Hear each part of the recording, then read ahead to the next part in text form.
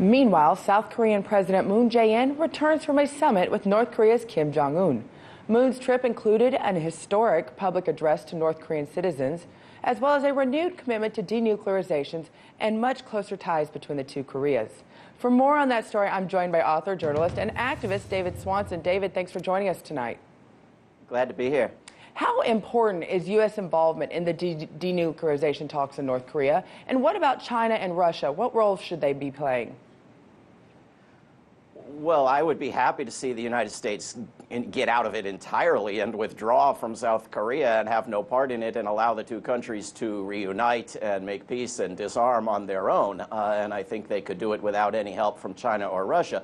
But given that that isn't happening, given that the United States is deeply involved and is either going to make it worse or make it better, it is very critical that the U.S. government, in particular the White House and the State Department, make the right moves now and not demand complete denuclearization without giving anything from their side, but start cutting back the sanctions and allowing the official end of the war and take some steps toward peace from this direction.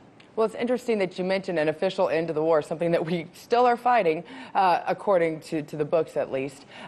Do you think that we'll ever see a time when the Americans will withdraw all of their troops out of the bases in South Korea? Well, I certainly hope so.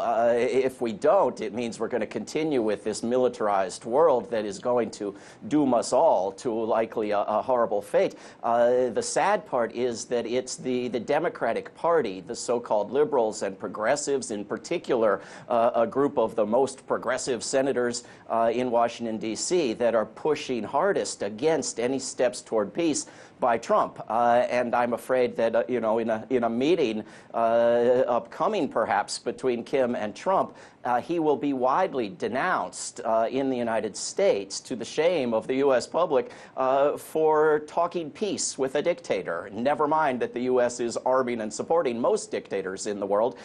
He cannot talk peace with this one. That's what we're up against in U.S. politics. So then is it realistic to believe that we will see denuclearization by 2021, regardless of who is president of the United States?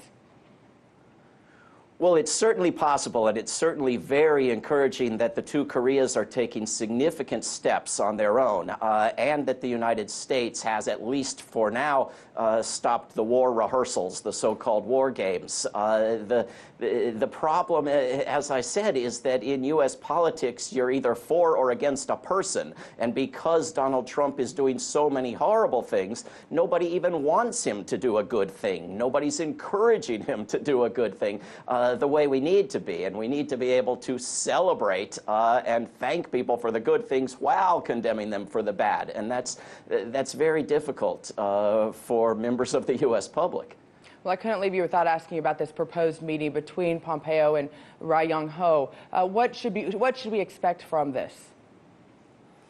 Well, we should demand that from the U.S. side there be movement toward peace, and not simply this demand that the Democrats are making of Trump of complete denuclearization before any other steps from the U.S. The first step should be the official end of the war, the end of the idea that the South Korean military operates underneath the U.S. military's command, and the repeal of this law that's now been put in place in Washington that says the U.S. cannot remove any troops from South Korea. We need well, David Swanson, thank you so much for joining us as this continues to develop.